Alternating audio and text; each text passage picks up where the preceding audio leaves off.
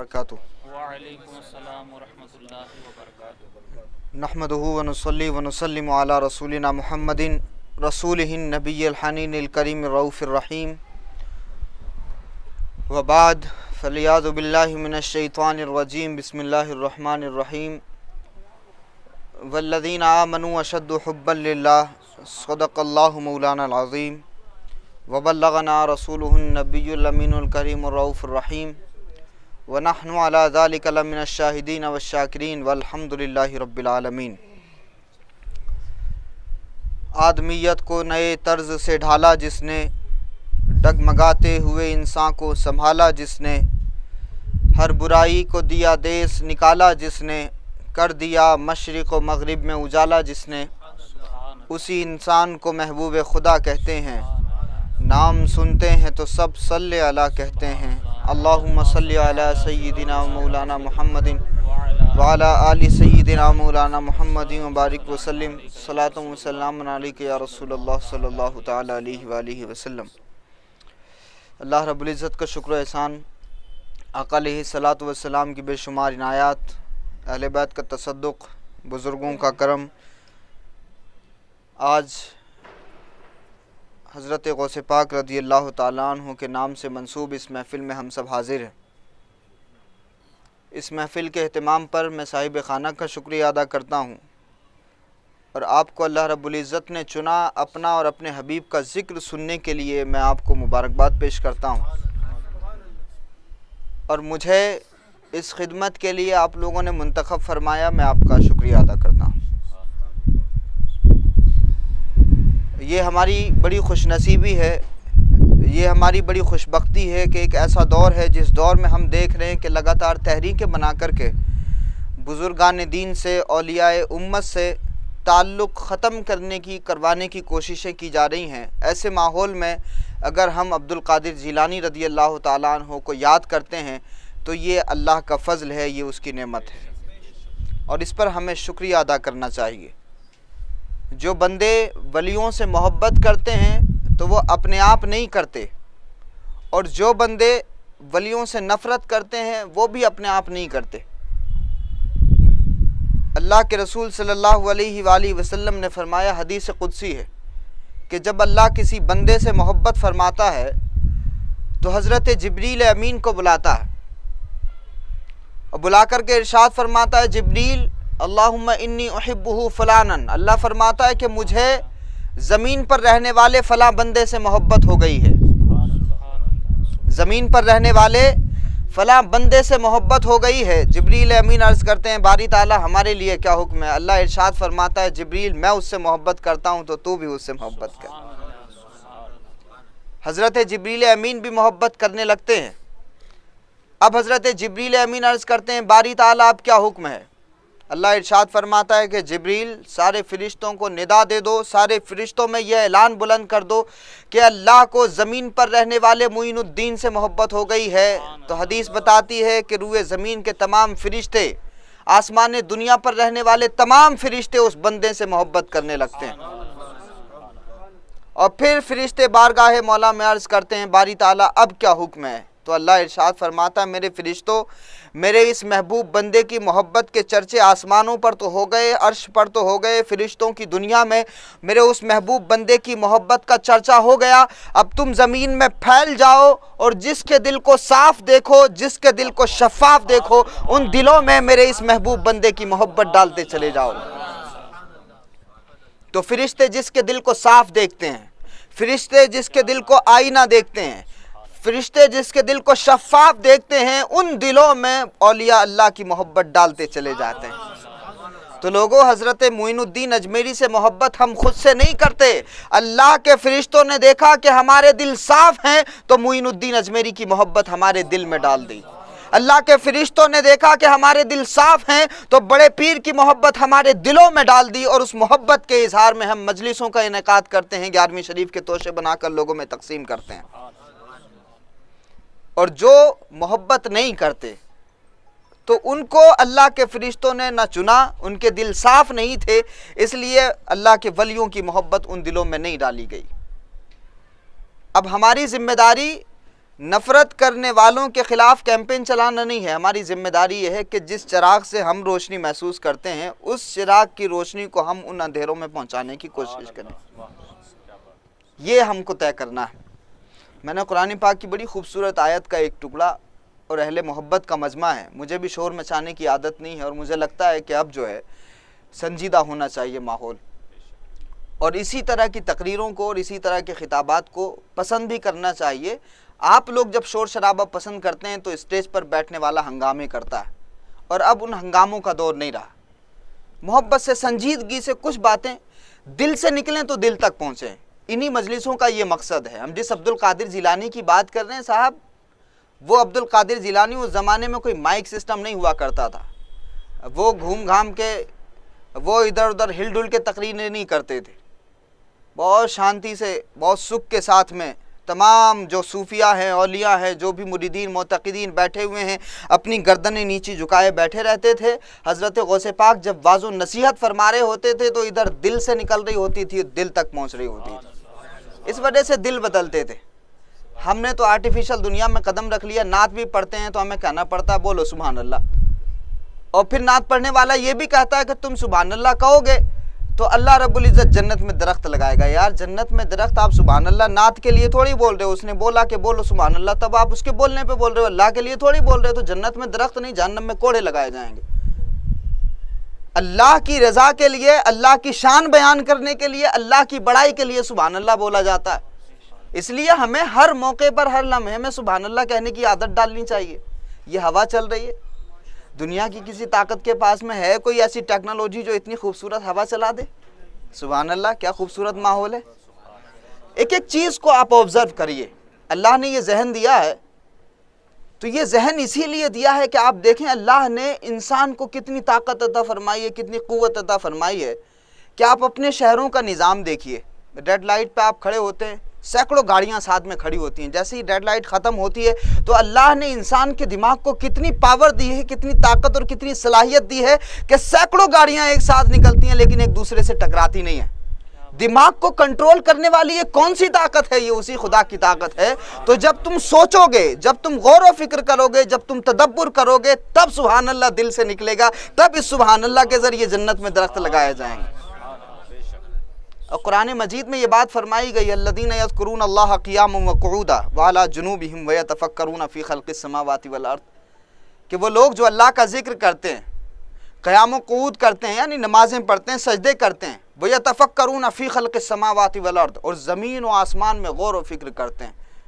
آپ کو حیرت نہیں ہوتی اللہ رب العزت نے زمین و آسمان کے بیچ میں بادلوں کا ایک سایہ کیا ہوا ہے, جب چاہتا ہے اس سے پانی برس پڑتا ہے. دلی میں پردوشن ہوتا ہے نا, دلی کے کیجریوال پریشان ہو جاتے ہیں کہ یار اس پردوشن کو کیسے کم کیا جائے, لیکن جب اللہ کی مرضی ہوتی ہے تو وہیں بارش کا پانی ایسے برستا ہے کہ ہم دیکھتے ہیں کہ ہر جگہ پانی بہتا ہے.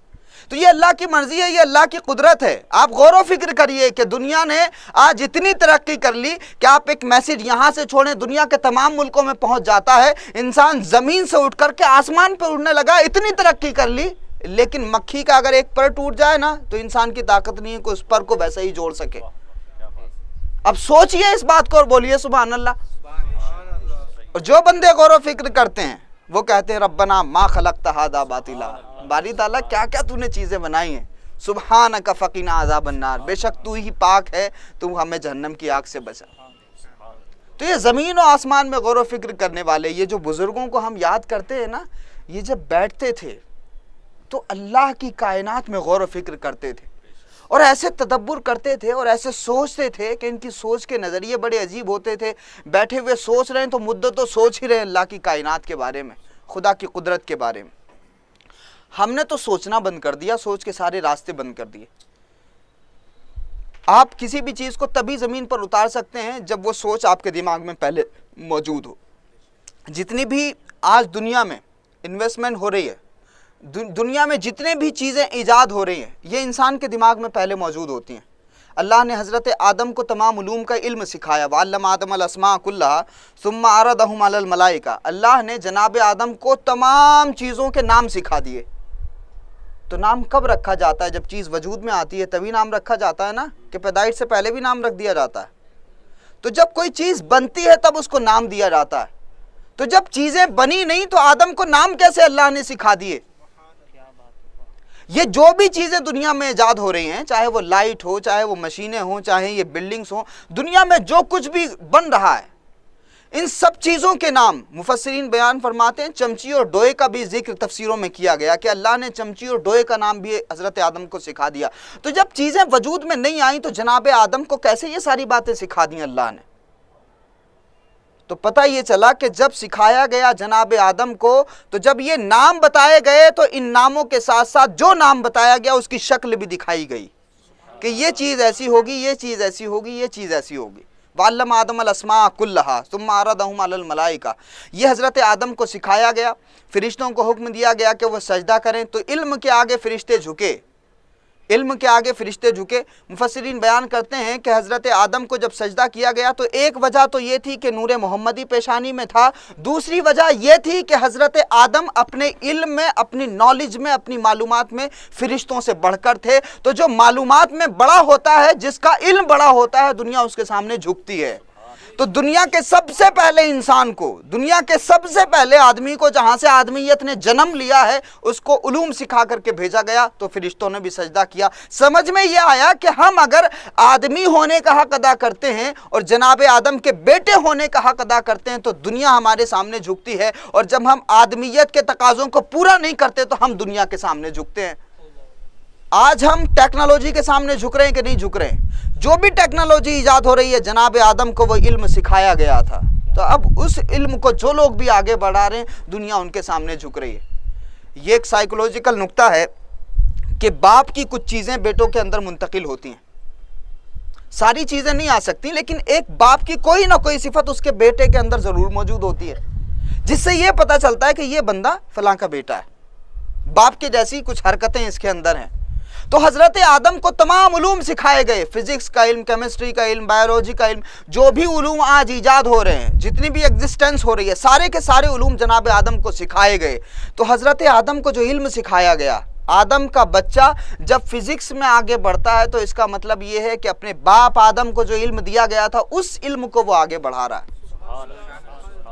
اگر کیمسٹری کو کوئی آگے بڑھا رہا ہے تو اس کا مطلب یہ ہے کہ ہمارے باپ آدم کو یہ علم دیا گیا تھا، کیمسٹری میں اس کی رگیں کھل گئیں تو اسی علم کو وہ آگے بڑھا رہا ہے، اپنے باپ آدم کے بیٹے ہونے کا حق ادا کر رہا ہے، اور جو جتنا اس حق کو ادا کرتا ہے وہ اتنا ہی ترقی کر لیتا ہے۔ تو حضرت آدم کو علم سکھا کر کے دنیا میں بھیجا گیا، وَعَلَّمَ آدَمَ الْأَسْمَاءَ كُلَّهَا، تمام علوم سکھا کر کے بھیجے گئے۔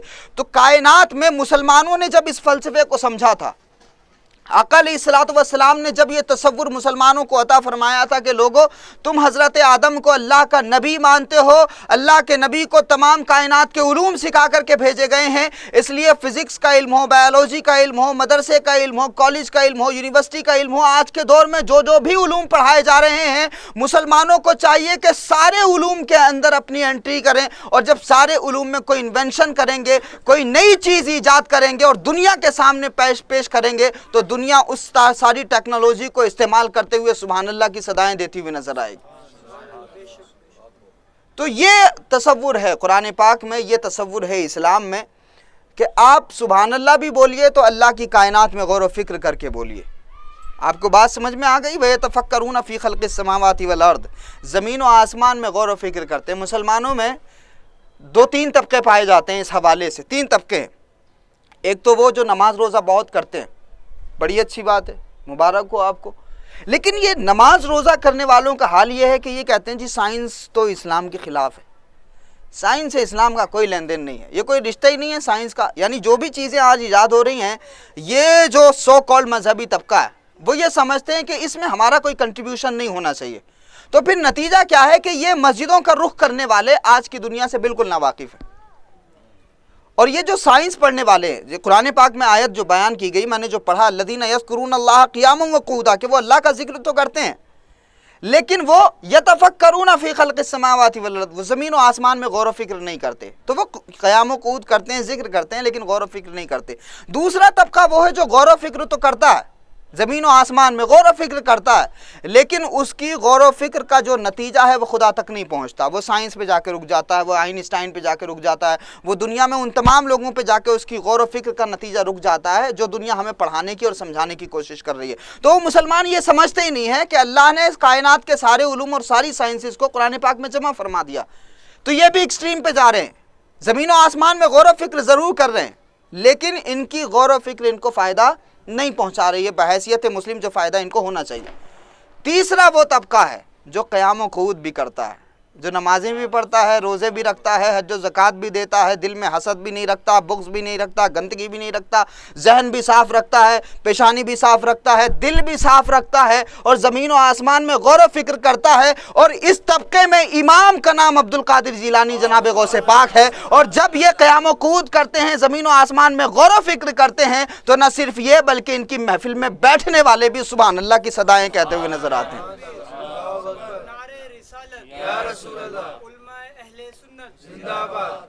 سمجھے آپ؟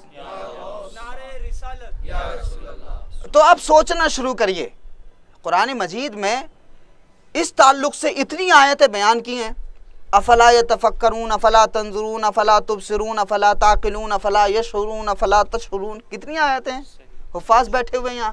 آپ کو پتہ ہے جب ایک باپ اپنے بیٹے کو نصیحت کر رہا ہوتا ہے اور کسی بات پہ اس کو ڈانٹنا ہوتا ہے، کوئی بدتہذیبی دیکھ لی، کوئی بدتمیزی دیکھ لی، دسترخوان پہ بیٹھنے کا سلیقہ نہیں ہے، دسترخوان پہ کھانا گرا دیا، تو ایک باپ جب یہ حرکتیں اپنے بچوں کی دیکھتا ہے تو کہتا ہے نا تمہیں شعور نہیں ہے، تمہیں تمیز نہیں ہے، یار غور ہی نہیں کرتے، تمہارے کسی کام میں ایکسیلنس ہی نہیں ہے۔ ایک باپ کہتا ہے نہیں بھائی، جو مہذب باپ ہوتا ہے، جو اپنے بیٹوں کا فیوچر سنوارنا چاہتا ہے، وہ باپ ایسا کہتا ہے۔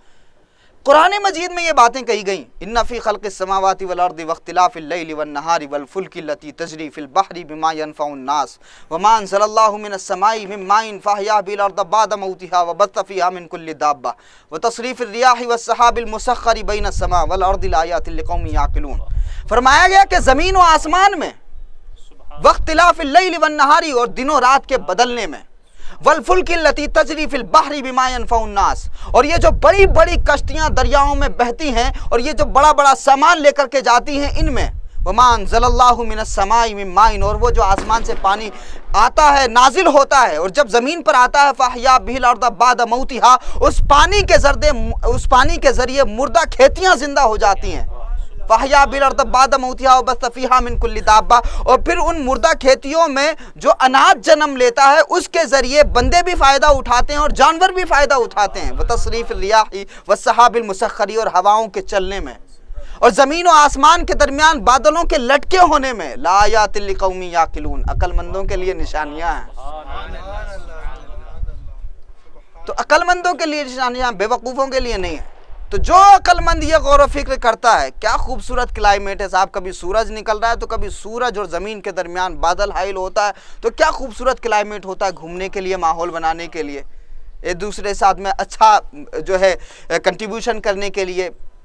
تو یہ ساری چیزیں کہیں نہ کہیں جب انسان غور کرتا ہے، فکر کرتا ہے، تو اپنے دل سے آواز آتی ہے، سبحان اللہ، دل سے صدائیں نکلتی ہیں۔ یہ بزرگوں کے یہاں یہی چیزیں سکھائی جاتی تھیں۔ یہ حضرت غوث پاک رضی اللہ تعالیٰ عنہ کے یہاں جو لوگ آتے تھے وہ ایسے ہی ولی نہیں بن جاتے تھے، اسی طرح کی باتیں ہوتی تھی تو دل کی دنیا بدل جاتی تھی، اللہ سے محبت ہو جاتی تھی، اللہ سے تعلق مضبوط ہو جاتا تھا۔ ہم تو نمازیں اس لیے پڑھتے ہیں کہ خدا ہمیں جنت دے دے، سجدوں کے عوض فردوس ملے، یہ بات مجھے منظور نہیں، بے لوث عبادت کرتا ہوں، بندہ ہوں تیرا مزدور نہیں۔ مولا کائنات ارشاد فرماتے ہیں باری تعالیٰ میں تیری نماز اگر اس لیے پڑھوں کہ تو مجھے جنت دے تو مجھے جنت نہ عطا فرمانا، اور اگر میں نماز اس لیے پڑھوں کہ تو مجھے جہنم میں نہ بھیجنا تو مجھے جہنم میں بھیج دے۔ میں تو تجھے سجدہ اس لیے کرتا ہوں کہ تو سجدے کے لائق ہے۔ تو بھیا نمازیں پڑھ کے یہ سونے کیاں ملیں گی، یہ 150 ملیں گی، یہ 200 ملیں گی، یہ کہاں سے کاروبار ہم نے شروع کر دیا نمازوں میں بھی؟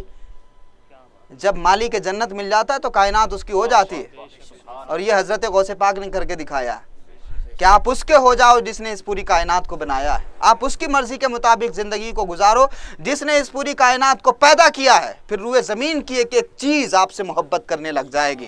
مجھے بتاؤ یہاں بیٹھے ہوئے کون کہے گا جی میں عبد القادر جیلانی کا بیٹا ہوں، میرا رشتہ ہے ان سے، میں پوتا ہوں، میں ان کی خالہ کا بیٹا ہوں؟ کوئی کہے گا یہاں؟ 800-900 سال بیت گئے، میلوں دور کا فاصلہ ہے، اور یہاں بیٹھ کر غوث پاک کا نام لے کر کے خوش ہو رہے ہیں۔ میں آپ سے پردادا کا نام پوچھو تو کتنے لوگ ہیں جو بتائیں گے میرے پردادا کا نام احمد الطاف تھا؟ بتائیں گے آپ؟ بھول گئے اپنے دادا کا نام، لیکن عبد القادر جیلانی کا نام سن کے خوش ہو رہے ہیں۔ یہ محبت کس نے ڈالی ہے؟ بندہ جب 80 سال کی زندگی کو اللہ کے بنائے ہوئے اصول و ضوابط میں قید کر لیتا ہے تو پھر اللہ اس کی زندگی کو ہمیشہ کے لیے زندہ کر دیتا ہے۔ تو ہم اپنوں کو بھول جاتے ہیں لیکن عبد القادر جیلانی کو ہر سال یاد کرتے ہیں۔ وجہ یہ ہے کہ عبد القادر جیلانی اس خدا کے ہو گئے تو پھر خدا نے اپنی کائنات کے ایک ایک ذرے کو ان کے ذکر پہ لگا دیا اور سب کہتے ہیں سبحان اللہ۔ تو قرآن پاک کی جو آیت میں نے پڑھی والذین آمنوا اشد حبا للہ، کہ وہ لوگ جو ایمان لائے وہ بہت شدت سے اللہ سے محبت کرتے ہیں، شدت ہوتی ہے ان کی محبت میں، پیار میں، اور وہ محبت کرتے ہیں۔ محبت تو ہم سمجھتے ہیں کہ یہ جو ہم کرتے ہیں افیئرس یہ محبت ہوتی ہے، بھائی یہ محبت نہیں ہوتی، یہ ہوس ہوتی ہے۔ اور محبت جب کسی کو کسی سے ہو جاتی ہے تو کیا کیا کارنامے ہوتے ہیں اس محبت کے، میں آپ کو چند مثالیں دیتا ہوں۔ محبت کی ڈکشنری میننگ ہم سمجھتے ہیں، محبت کے جو لغت میں معنی ہیں اس کو ہم پہلے سمجھتے ہیں، تب سمجھ میں آئے گی کہ یہ محبت خدا کیا ہوتی ہے۔ یہ حضرت غوث پاک نے اپنی صحبت میں بیٹھنے والے صوفیاء کو کس طرح سے اللہ کی محبت کا رنگ چڑھایا ہے تب سمجھ میں آئے گا۔ محبت کا لفظ جو ہے وہ حبہ سے نکلا۔ حبہ کا مطلب ہوتا ہے ایئر رنگ، جو بچیاں پہنتی ہیں بالیاں کانوں میں، تو وہ حبہ کا مطلب ہوتا ہے ایئر رنگ۔ ایئر رنگ کی ایک خاصیت ہوتی ہے کہ جب وہ کان میں لگی ہوتی ہے تو کبھی کبھی اس کے کان میں لگے ہونے کی وجہ سے بچوں کے کان پک بھی جاتے ہیں، ایسا ہوتا ہے کہ نہیں؟ اب اس کو آپ نکال بھی نہیں سکتے ہیں کیونکہ اس کو کنٹینیو کرنا، اگر نکال دیں گے سوراخ بند ہو جائے گا تو ایک بیٹی کے لیے یہ سب سے بڑا خسارہ ہو جائے گا، تو آپ اس کو برداشت کرتے ہیں، بیٹی اس کو جھیلتی ہے، لیکن وہ بالی جو ہے وہاں سے الگ نہیں کرتے، وہاں کان کا جو بھی علاج کروایا جا سکتا ہے وہ کروانے کی کوشش کرتے ہیں۔ تو جب بالی کان سے لگی ہوتی ہے تو وہ کبھی کبھی تکلیف بھی دیتی ہے، سبحان اللہ۔ اب میں یہ کوشش کر رہا ہوں کہ آپ زیادہ سمجھیں، میں کم بولوں، ٹھیک ہے؟ آپ زیادہ مجھ سے آگے آپ بڑھیں، مجھ سے آگے آپ زیادہ سوچنے کی کوشش کریں۔ تو جب کان میں بالی ہوتی ہے تو وہ بالی کبھی کبھی تکلیف بھی دیتی ہے۔ جب بندے کو خدا سے محبت ہو جاتی ہے تو یہ محبت کبھی کبھی تکلیف بھی دیتی ہے۔ جفا جو عشق میں ہوتی ہے وہ جفا ہی نہیں، ستم نہ ہو تو محبت میں کچھ مزہ ہی نہیں۔ تو جب بندہ خدا سے محبت کر لیتا ہے، حبہ کا مطلب یہ ہے کہ جب بندہ خدا سے محبت کر لیتا ہے تو وہ محبت ایسی ہوتی ہے کہ اس محبت میں حلال رزق کھانا ہوتا ہے اور اس حلال رزق کے حصول کے لیے کبھی کبھی اس کو فاقے بھی کرنے ہوتے ہیں، لیکن وہ فاقے کرتا ہے اور اللہ کا شکر ادا کرتا ہے، اور اس راستے پر چلتے ہوئے اس کو پتھر بھی کھانے پڑتے ہیں، کانٹوں پر بھی چلنا پڑتا ہے، وہ سب کچھ جھیلتا ہے، لیکن جس طرح سے بالی کان سے جدا نہیں ہوتی ویسے ہی اس کی دل کی محبت بھی اللہ سے جدا نہیں ہوتی۔ ہر ستم کو وہ جھیلتا ہے، ہر جفا کو وہ جھیلتا ہے، ہر پریشانی کو وہ جھیلتا ہے، ہر طرح کے فاقوں سے گزرتا ہے، ہر طرح کی مصیبتوں سے گزرتا ہے۔ جس بندے کو خدا سے محبت ہو جاتی ہے تو اس محبت میں وہ تمام طرح کی قربانیاں دیتا ہے لیکن تعلق اللہ سے جدا نہیں کرتا۔ جناب بلال حبشی کی کہانی تو سنی ہوگی آپ نے، حضرت بلال حبشی کو لٹایا جاتا تھا نا انگاروں پہ، تو کسی نے پوچھا کہ بلال تکلیف نہیں ہوتی؟ کہا صاحب تکلیف کا تو کیا کہنا ہے، کہا کبھی انکار ہی کر دیا کرو۔ کمال کرتے ہو جی، میں نے اللہ سے سودے بازی کی ہے، میں اللہ کے ہاتھ پہ بک گیا ہوں، میں نے نبی کے ہاتھ پر اپنا جو ہے بیعت کر لی ہے۔ آپ مٹی کا ایک برتن بھی بازار سے خریدتے ہو تو ٹھوک بجا کے دیکھتے ہو کہ کہیں کچا تو نہیں ہے۔ تو میں تو ایمان لایا ہوں، رسول اللہ کے ہاتھ پر بیعت کی ہے، یہ دنیا مجھے آزما رہی ہے اور اللہ کی طرف سے امتحان ہے کہ میرا بلال اس عشق میں کمزور تو نہیں ہے، اور میں نے بھی یہ طے کر لیا ہے کہ باری تعالیٰ یہ دنیا کے لوگ چاہے مجھے جتنا ٹھوک بجا لے میری محبت میں کوئی کمی نہیں آنے والی ہے۔ یہ ہے محبت۔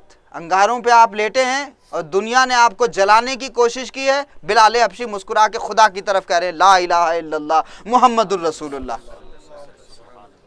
ہم زیادہ مصیبت میں ہیں کہ وہ زیادہ مصیبت میں تھے، ہم زیادہ پریشانی میں کہ وہ زیادہ پریشانی میں؟ تو مایوس مت ہو مسلمانوں، ہم سے جو پہلے تھے ان کے حال تو بڑے خراب تھے، لیکن ان خراب حالی کی وجہ سے اللہ نے جو مقامات عطا فرمائے ہیں، کالے رنگ کے غلام حضرت بلال حبشی کا تذکرہ آج بھی ہم سنتے ہیں تو مچل کر کے سبحان اللہ بولتے ہیں، وہ حضرت بلال حبشی رضی اللہ تعالیٰ عنہ۔ تو جب محبت کسی کو کسی سے ہوتی ہے تو وہ کبھی کبھی تکلیف بھی دیتی ہے، لیکن اس تکلیف کا بھی کیا مزہ ہوتا ہے صاحب، اس تکلیف کا مزہ یہ ہوتا ہے کہ وہ تکلیف ہمیشہ کے لیے زندہ کر جاتی ہے انسان کو۔ اور بالی کی ایک اور خاصیت ہوتی ہے، بالی اگر کان سے لگ جائے تو وہ بالی کو اگر آپ کھینچنے کی کوشش کریں تو کان چر جاتا ہے، لیکن وہ بالی کان سے جدا نہیں ہوتی۔ جب بندے کو خدا سے محبت ہو جاتی ہے تو بندہ دنیا سے چلا جاتا ہے، لیکن تعلق باللہ، اللہ سے محبت کبھی ختم نہیں ہوتی۔ اب میں پوچھوں حضرت بلال حبشی کو کس چیز نے زندہ کیا ہوا ہے؟ دنیا میں تو اتنے سارے لوگ آئے، کروڑوں اربوں انسان تب سے لے کر اب تک آئے ہیں، جناب بلال حبشی کی خاصیت کیا ہے؟ تو بلال حبشی کی خاصیت ہی یہ ہے کہ جس طرح سے بالی کو اگر کان سے جدا کیا جائے تو بالی کان سے جدا نہیں ہوتی، کان چر جاتا ہے۔ لوگوں نے کوشش کی کہ بلال حبشی کا تعلق خدا سے ختم کر دیا جائے، بلال حبشی دنیا سے رخصت ہوئے، لیکن اللہ سے محبت کا تعلق کمزور نہ ہوا۔ تو یہ ایک محبت کا فلسفہ ہے، یہ ہے محبت۔ محبت کا ایک جو لفظ ہے ڈکشنری میں وہ حبہ سے نکلا۔ حبہ کا مطلب ہوتا ہے جو پانی سے بھرا ہوا جگ ہوتا ہے۔ کیا؟ پانی سے بھرا ہوا جگ، اس کو حبہ کہتے ہیں۔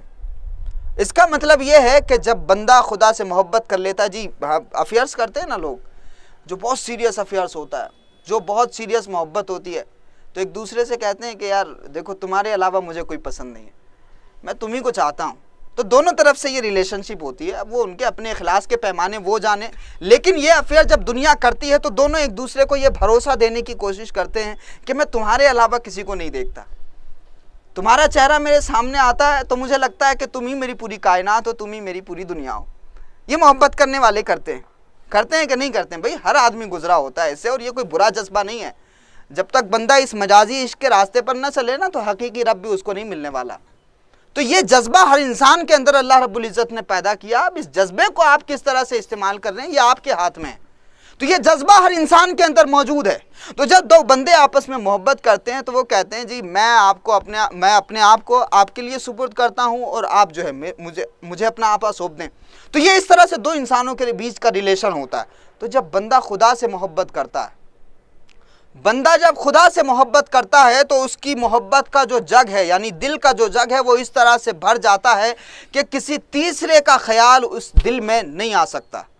جس طرح سے پانی سے بھرے ہوئے جگ میں اگر اور پانی آپ ڈالنے کی کوشش کریں تو پانی گر جاتا ہے، ویسے ہی جب بندہ اللہ سے محبت کر لیتا ہے تو اس کے دل کا جگ اسی طرح سے بھر جاتا ہے کہ غیر کی محبت اس دل میں داخل نہیں ہوتی۔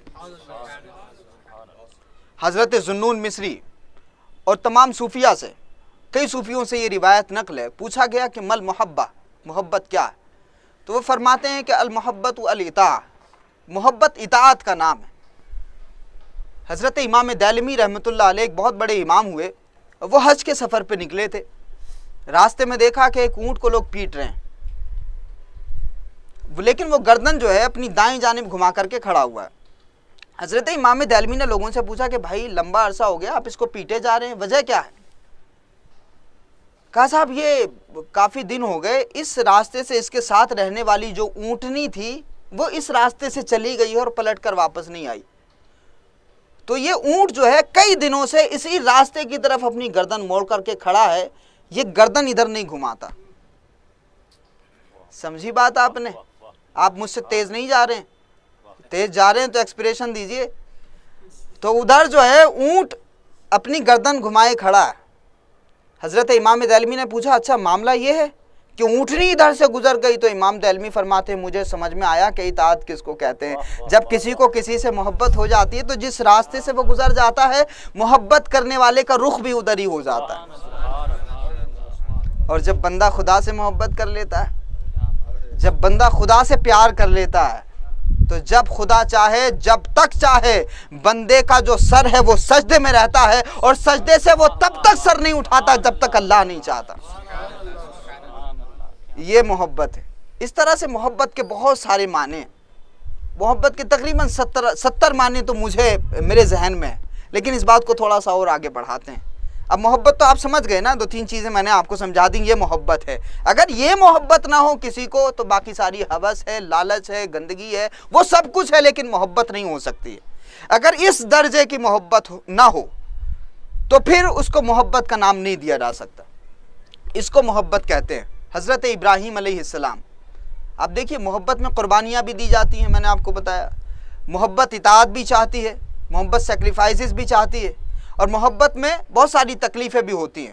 اور محبت میں اگر سب کچھ قربان کرنے کا وقت آ جائے تو محبت کرنے والا قربان بھی کرتا ہے. ہوس کا پجاری یہ نہیں کر سکتا. حضرت ابراہیم علیہ السلام بیٹھے ہوئے، ان کے پاس میں 400 ریوڑ ہیں بکریوں کے. کیا؟ 400 ریوڑ بکریوں کے.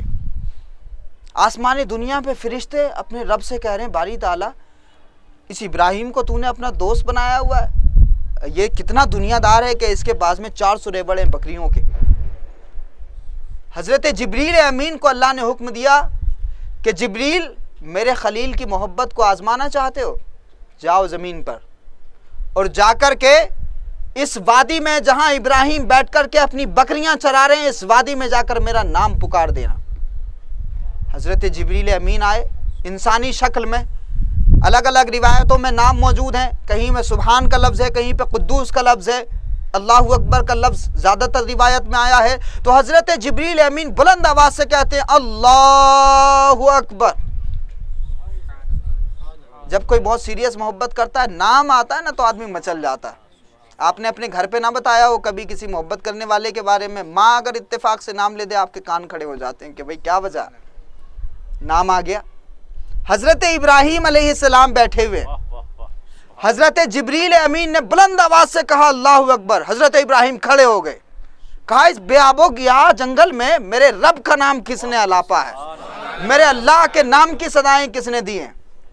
حضرت جبریل امین کھڑے ہیں انسانی شکل میں، کہا صاحب میں نے آپ کے رب کا نام الاپا ہے. حضرت ابراہیم کہتے ہیں بھائی ایک مرتبہ اور نام لے دو. کہا یہ تو میں نے اپنی مرضی سے لیا تھا، اب اگر میں آپ کے رب کا نام پکاروں تو آپ مجھے کیا دیں گے. تو بات یہاں تک تو صحیح تھی کہ ہم نعت کے نغمے سنیں گے، ہم تذکرے سنیں گے، حمد سنیں گے، قرآن پاک کی تلاوت سنیں گے. جب دینے کی باری آئے گی تو انا للہ و انا الیہ راجعون، استغفر اللہ.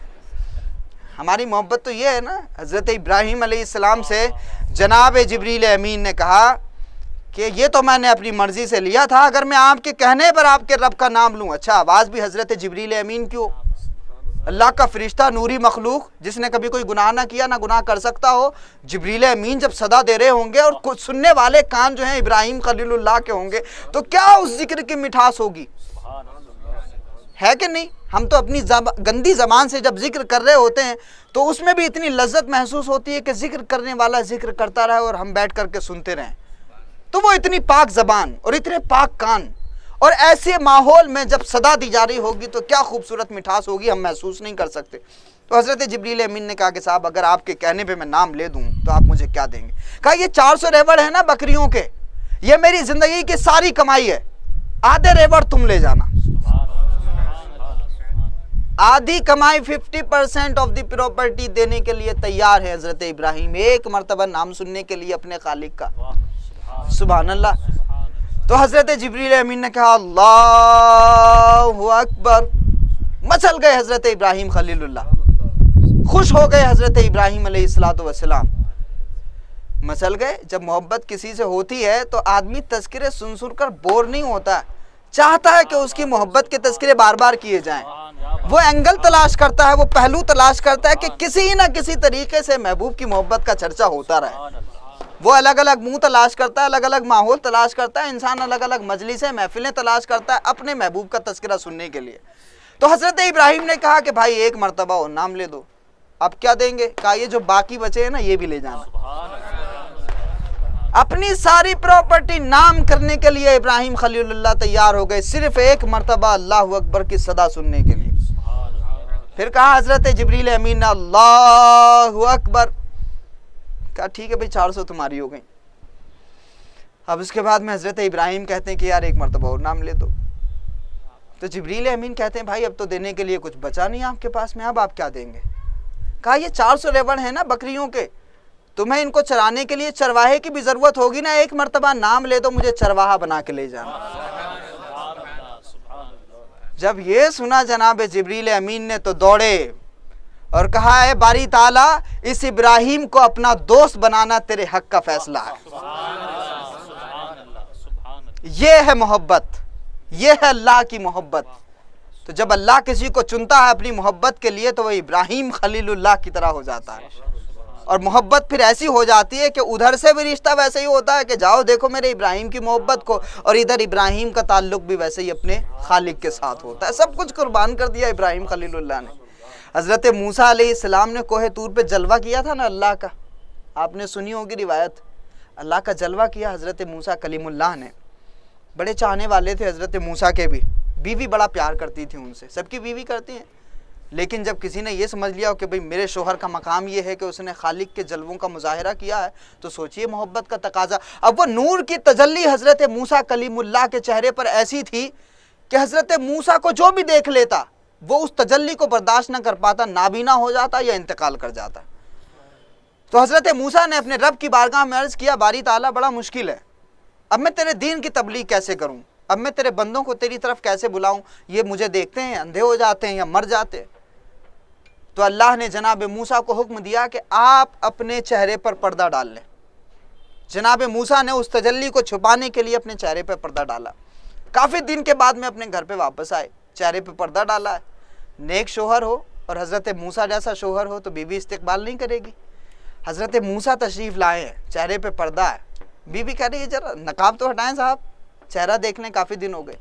حضرت موسیٰ نے کہا کہ نہیں، یہ عام دنوں کی بات نہیں ہے، ان دنوں اللہ کے نور کی تجلی میرے چہرے پر ہے، اگر تم نے اپنی آنکھوں سے میرا چہرہ دیکھ لیا تو نابینا ہو جاؤ گی۔ نبی کی بیوی ہے نا حضرت موسیٰ کی بیوی جو ہے وہ موسیٰ کلیم اللہ کی بیوی ہیں، اور وہ محبت کرتی ہیں خدا سے بھی اور خدا کے نبی سے بھی۔ فوراً ذہن میں خیال آیا کہ اچھا ایسا کریں، میں نابینا ہو جاؤں گی نا تو میں ایک آنکھ بند کر لیتی ہوں، ایک آنکھ سے آپ کے چہرے کی زیارت کر لیتی ہوں۔ سبحان اللہ، ایک آنکھ بند کر لیتی ہوں۔ اب بیوی جب ضدی ہوتی ہے تو آپ کو پتہ ہے دنیا کے سارے شوہر گھٹنے ٹیکتے ہیں، یہ فلسفہ ہے۔ تو حضرت موسیٰ علیہ السلام نے مانا اس بات کو، کہا ٹھیک ہے۔ انہوں نے چہرے سے نقاب ہٹایا، انہوں نے ایک آنکھ بند کی، وہ جلوہ دیکھا حضرت موسیٰ کلیم اللہ کی بیوی نے تو ایک آنکھ کی بینائی چلی گئی، روشنی چلی گئی۔ یار یہ عجیب نور ہے، اور اس نور کی تجلی بھی عجیب ہے۔ ادھر جناب ابراہیم علیہ السلام بار بار گزارشات کر رہے ہیں، بھئی ایک مرتبہ اور ایک مرتبہ اور، یہ کم نہیں ہوتا، یہ تو بڑھتا جاتا ہے۔ حضرت موسیٰ کی بیوی کہتی ہیں یار ایک مرتبہ اور پردہ ہٹا دو، کہا ایک ہی آنکھ بچی ہے، کہا ٹھیک ہے جانے دیجئے اس کو بھی، میں اس نور کی تجلی دیکھ لوں، یہ مجھے آنکھ کی ضرورت نہیں ہے، میں چاہتی ہوں کہ اس آنکھ سے بھی تمہارے چہرے کی زیارت کر لوں اور اللہ کا نور دیکھ لوں۔ حضرت موسیٰ نے پردہ ہٹایا اور دونوں آنکھیں جناب موسیٰ کی بیوی کی چلی گئیں۔ اب خواہش دیکھیے اس بیوی کی، حضرت موسیٰ سے وہ کہتی ہیں اللہ کے نبی اب اپنے رب کی بارگاہ میں یہ دعا کر دیجئے کہ مجھے ایسی آنکھیں عطا فرما دیں کہ آپ کے علاوہ کسی کا چہرہ مجھے نہ دکھائی دے، آپ ہی کا جلوہ دکھائی دے۔ تو جب محبت ہو جاتی ہے خدا سے تو خدا کی بنائی ہوئی ہر چیز سے محبت ہوتی ہے۔ جناب موسیٰ کے چہرے میں اللہ کا جلوہ نظر آ رہا تھا، حضرت موسیٰ کی بیوی کو تو کہہ رہی ہیں کہ جی دونوں آنکھیں چلی گئی ہیں، اب دعا کر دیجئے پلٹ کر خدا مجھے ایسی آنکھیں عطا فرما دے کہ آپ کے علاوہ کسی کا جلوہ مجھے نہ دکھائی دے۔ جناب زلیخا کی کہانی سنی کہ نہیں آپ نے؟ حضرت یوسف کو کیا کیا صعوبتیں نہ برداشت کرنی پڑی، حضرت یوسف کو کیا کیا دقتیں اور کیا کیا دشواریاں نہ برداشت کرنی پڑی، لیکن جب جناب یوسف کے ذریعے اللہ رب العزت نے زلیخا کی دل کی کائنات کو بدل دیا اور جب اپنی طرف ان کو دعوت دے دی اور ان کا دل اپنی طرف پھیر دیا، تو آپ کو پتہ ہے جناب زلیخا حضرت یوسف کا زیارت کرنے سے، ان کے دیدار کرنے سے بھی کتراتی نہیں، کہا اب تو میں نے وہ جلوہ دیکھ لیا ہے جس جلوے کے سامنے دنیا کے سارے جلوے پھیکیں۔ یہ خدائی جلوے ہوتے ہیں، یہ محبت ہوتی ہے بندوں کی خدا سے۔ تو جب بندوں سے خدا کا رشتہ ہو جاتا ہے محبت کا تو دنیا کی ساری چیزیں انسان کو ہیچ نظر آتی ہیں۔ بھائی عبد القادر جیلانی یہ 17 پیبند لگے کپڑے کیسے پہنتے تھے؟ آج بھی دنیا کو اگر ہم لوگ، ہماری بیوی گھر میں اگر کوئی عورت ہمیں استری کر کے کپڑے نہ دے تو ہم سمجھتے ہیں صاحب میٹنگ میں لوگ سمجھیں گے کہ کہاں سے اٹھ کے چلا آیا، تمیز ہی نہیں ہے، کہاں سے آ گیا، بال وال بھی ایسی۔ حضرت عبد القادر جیلانی کے کپڑوں پہ پیبند لگے ہوئے، وہ سوکھی روٹی کھا رہے ہیں، اتنا اطمینان کہاں سے غوث پاک کو؟ تعلق خدا سے، اللہ سے تعلق ہے، سب سے بڑی کائنات سے تعلق ہے۔ اس کائنات کے مالک سے، پروردگار سے تعلق ہے، تو بھئی احساس کمتری کبھی بھی ہو ہی نہیں سکتا، کیونکہ اس سے تعلق ہے جس نے اس کائنات کو بنایا ہے۔ اس وجہ سے 17 پیوند لگے کپڑے پہنے یا روٹی کے سوکھے ٹکڑے کھائیں پھر بھی آسودہ ہیں اور اللہ کی بارگاہ میں شکر کرتے نظر آتے ہیں، کیونکہ اس کے جلووں کی وہ زیارت کر رہے ہیں۔ دنیا کی ساری خوبصورتیاں، دنیا کی ساری رنگینیاں ان کی نظروں کے سامنے ہیچ ہیں۔ اللہ سے محبت کا کوئی دعوے دار ہو اور اللہ کی مخلوق سے پیار نہ ہو، اور وہ دعویٰ کرے اس بات کا کہ میں خدا سے محبت کرتا ہوں لیکن خدا کے بندوں سے مجھے پیار نہیں ہے، تو ایسی محبت کا دعوے دار جھوٹا ہے، ایسی محبت کرنے والا جھوٹا ہے۔ حضرت ابراہیم خلیل اللہ علیہ السلام کا مزاج یہ تھا، ان کا طریقہ یہ تھا کہ وہ روزانہ جب صبح کھانا کھاتے تو ایک ساتھ میں کسی نہ کسی کو ضرور بٹھا کے مہمان کو کھانا کھلاتے تھے۔ حضرت ابراہیم علیہ السلام نے ایک دن ایک شخص کو لیا، بٹھایا اپنے دسترخوان پہ، یہ روایت تھی ان کی، یہ طریقہ تھا حضرت ابراہیم کا، آپ بھی اپنا سکتے ہیں۔ تو حضرت ابراہیم نے بلایا ایک شخص کو، بٹھایا دسترخوان پہ اور کہا بسم اللہ کیجئے۔ تو وہ شخص کہتا ہے میں آپ کے اللہ کو نہیں مانتا، جی میں آپ کے اللہ کو نہیں مانتا، اور اٹھ کر کے یہ بات، وہ کہہ کر کے یہ بات اٹھ کے چل دیا۔ حضرت ابراہیم نے اس کو نہیں روکا، اللہ نے وحی نازل فرمائی کہ ابراہیم ہم اس کو سانسیں دے سکتے ہیں، جان دے سکتے ہیں، آپ اس کو ایک وقت کا کھانا نہیں دے سکتے۔ یہ تعلیم ہے، انبیاء کے قصوں میں تعلیم ہوتی ہے امت کے لیے، انبیاء کی کہانیوں میں تربیت ہوتی ہے امت کے لیے۔ آپ کو بات سمجھ میں آئی کہ یہ روئے زمین کے جتنے بھی انسان ہیں، ٹیکا لگائے ہوں، پگڑی پہنے ہوں، ٹائی لگائے ہوں، ساڑیاں پہننے والے انسان ہوں، تو یہ انسانوں کو سانسیں دینے والی ذات خدا کی ہے، ان انسانوں کو روح دینے والی ذات خدا کی ہے۔ یہ بندوں کی ناکامی ہے کہ وہ اس کو نہیں مانتے، اور یہ خدا کا رحم ہے کہ وہ سب کو رزق عطا فرماتا ہے۔ وہ ان کو بھی دیتا ہے جو اس کو نہیں مانتے، وہ ان کو بھی دیتا ہے جو اس کو مانتے ہیں، وہ ان کو بھی دیتا ہے جو اس کو نہیں جانتے، وہ ان کو بھی دیتا ہے جو اس کو جانتے ہیں، اور یہ اس خدا کا رحم ہے کہ وہ سب کے لیے برابر دروازے کھولے ہوئے۔ ہماری ذمہ داریاں بڑی ہیں، ہمارے معاملات بڑے۔ آقا علیہ الصلوۃ والسلام نے اس قوم کے لیے جو پتھروں کی بارش کر رہی ہے، رحمت عالم پر پتھر برسا رہی ہے، خون بہا رہی ہے، حضور فرما رہے ہیں اللہم اہد قومی فإنہم لا یعلمون، اے اللہ میری قوم کو ہدایت دے دے، میری قوم کو ہدایت دے دے۔ پتھر برسانے والوں کو میری قوم حضور فرما رہے ہیں کہ یہ مجھے نہیں جانتے ہیں، اس وجہ سے پتھر برسا رہے ہیں۔ اگر جان لیتے تو یہ حضرت بلال کی طرح کلمہ پڑھنے لگتے، اگر یہ جان لیتے تو عمار بن یاسر کی طرح غلام ہو جاتے، اگر یہ جان لیتے تو یہ حضرت زید بن حارثہ کی طرح نعرے لگاتے ہوئے نظر آتے۔ یہ مجھے جانتے ہی نہیں ہیں۔ تو لوگوں، آدھی دنیا تو ہماری اس وجہ سے دشمن ہے کہ وہ جانتے ہی نہیں ہیں کہ ہمارا دین کیا ہے، اور ہم بھی نہیں جانتے ہیں کہ ہمارا دین کیا ہے۔ ہم بھی اتنا ہی جانتے ہیں کہ یہ ٹوپی ہمارے والے فرقے کے لوگ لگاتے ہیں تو ہمارا دین یہی ہے۔ ہم بھی بس اتنا ہی جانتے ہیں اپنے دین کو۔ ہم نے اپنے باپ دادا سے جو کسٹمز پائے ہیں، ہم نے اپنے باپ دادا سے جو روایتیں وراثت میں پائی ہیں، ان وراثتوں کو، ان روایتوں کو کمپلیٹ کرنے کا مطلب سمجھتے ہیں کہ یہی دین ہے، اس کے علاوہ کچھ نہیں ہے۔ کائنات کا ہر نظام جو ہے ہمارے دین کے حساب سے چل رہا ہے۔ جس جمہوریت کی بات کر رہے ہیں ہم، جس الیکشن کی بات کر رہے ہیں، یہ بھی ہمارا دین ہے۔ ورنہ اس سے پہلے تو کبھی بھی پولیٹکس میں جنتا کی حصہ داری نہیں ہوتی تھی۔ آج اگر آپ کہیں ووٹ دینے جا رہے ہیں، اس نظام کے بانی کا نام محمد الرسول اللہ ہے۔ آج اگر رائٹ ٹو انفارمیشن کی بات ہو رہی ہے، اس نظام کے بانی کا نام محمد الرسول اللہ ہے۔ آج اگر کہہ رہے ہیں کہ بھئی ہم سب ایک اسٹیٹ میں رہتے ہیں، وی دا پیپل آف انڈیا، ہم بھارت کے لوگ، یہ کانسیپٹ اگر انسانیت کی بنیاد پر کسی نے سب سے پہلے اس انسانیت کو عطا فرمایا ہے، اس نظام کے بانی کا نام محمد الرسول اللہ۔ آج مساوات کی بات ہو رہی ہے، جینڈر ایکویلٹی کی بات ہو رہی ہے، سب برابر ہیں، سب کو برابری کا ادھیکار ہونا چاہیے، اس نظام کے بانی کا نام محمد الرسول اللہ۔ حکومت کرنے والے کو، راجنیتی کرنے والے کو، سطح کے گلیاروں میں رہنے والوں کو سب کے ساتھ میں برابر کا ادھیکار دینے کی ذمہ داری ہے۔ یہ سیکولرزم کا نعرہ لگانے والے تو ایسا نہیں کرتے، بھید بھاؤ کرتے ہیں، لیکن آج بھی حضرت غریب نواز کا آستانہ سب کے لیے کھلا ہوا ہے۔ تو اگر آپ کو سیکولرزم کی پریکٹیکل ڈیفینیشن دیکھنا ہے تو غریب نواز کا آستانہ اس کے لیے موجود ہے، نظام الدین کی چوکھٹ اس کے لیے موجود ہے۔ بہت بھید بھاؤ نہیں ہوتا، کوئی نفرت نہیں ہے، کوئی عداوت نہیں ہے۔ ٹیکا ٹوپی، پگڑی ٹائی، برقع ساڑی، سارے جمع ہو کے حضرت نظام الدین کے آنگن میں جو ہے دعائیں مانگتے ہوئے نظر آتے ہیں۔ آج بھی سکون تلاش کرنے وہیں جاتے ہیں، آج بھی حضرتوں کی بارگاہ میں، صوفیوں کی بارگاہ میں لوگ جاتے ہیں سکون تلاش کرنے کے لیے، اور سب کو سکون ملتا ہے۔ وہاں نہیں پوچھا جاتا کہ تم کس مذہب کے ہو، کس علاقے کے ہو، کس نسل سے آتے ہو، رنگ کیا ہے، روایت کیا ہے، کلچر کیا ہے، کس فرقے کے ہو، نہیں، وہاں آپ گئے ہیں اس نیت کے ساتھ میں کہ اللہ کے اس بندے کے یہاں مجھے سکون ملتا ہے اور اللہ سکون عطا فرماتا ہے۔ تو جب بندے کا تعلق خدا سے مضبوط ہو جاتا ہے اور جب بندہ شدت سے اللہ سے محبت کرنے لگتا ہے، والذین آمنوا اشد حبا للہ، تو اس کا مزاج بھی پھر خدائی مزاج ہو جاتا ہے۔